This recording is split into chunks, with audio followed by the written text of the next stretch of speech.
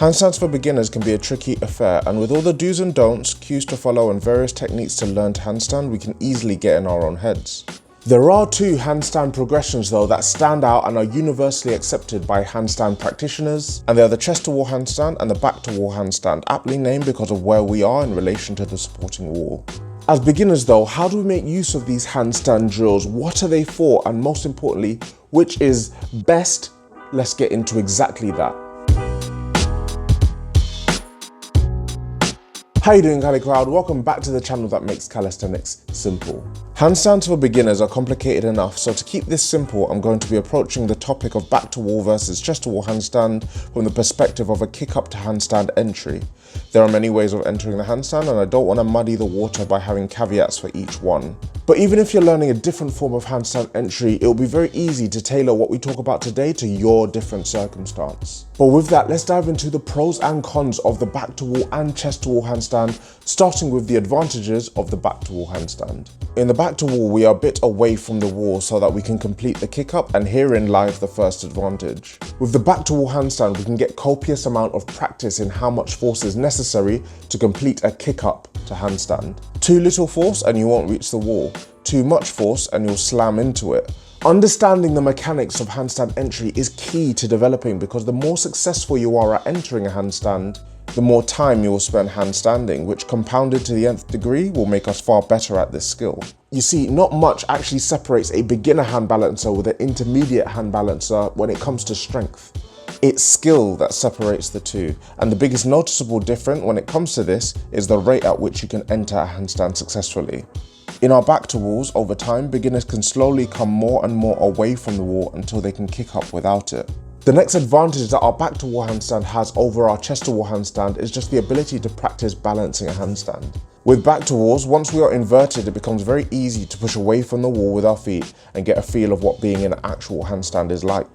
This sense of balance does many things, the most important of which, at least for beginners, is a removal of that sense of apprehension. It only makes sense that if we fear being upside down, we will struggle to learn how to handstand. Jumping into the back to wall disadvantages now, and one that I see very often is an over-reliance on the wall. Handstands are fun, but failing to handstand can be frustrating. If we become good at handstanding against the wall, it can feel like a step back to flopping around trying to catch a handstand in free space, but it's very important to do so. Kicking up with no wall acting as reassurance is how we build confidence to start practicing effectively.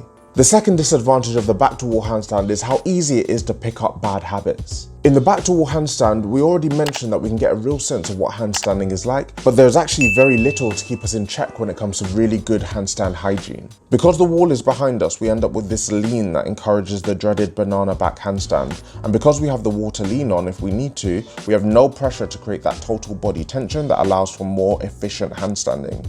These are habits that if we then take into our practice over a very long time become very difficult to unlearn.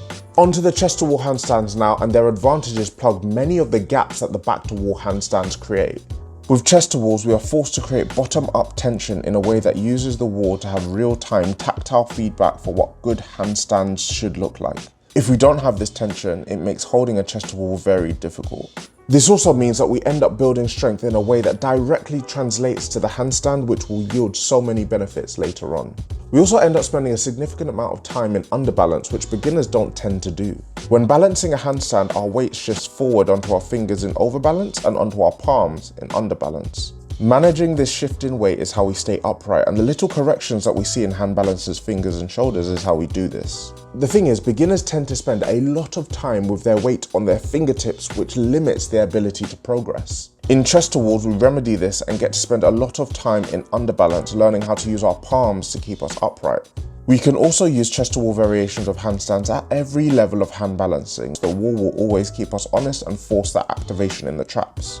With all the strength upsides of chest to wall handstands, it comes as no surprise then that the main disadvantage is that they are significantly more taxing than their back to wall sister. There's no doubt they are harder to hold than a back to wall handstand and need a fair amount of energy just to get into the right position. But they're also harder to get out of. Once on the wall, it can be confusing and downright scary to find a way out. For this reason, I have a full video on how to bail out of a chest to wall handstand, full video by clicking on the card.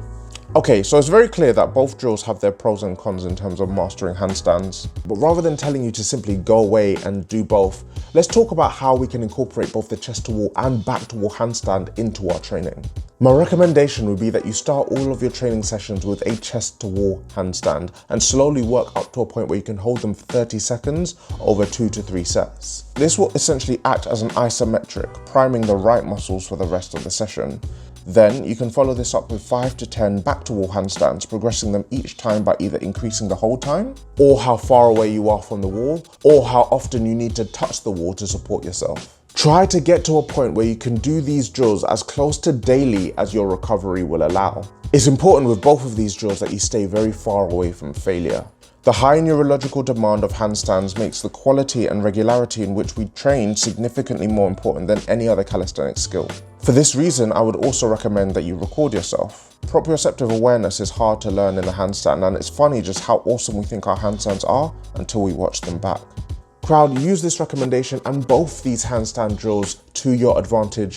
And if you're looking to see how I learned how to handstand and avoid all the mistakes that I made along the way, then check out this video.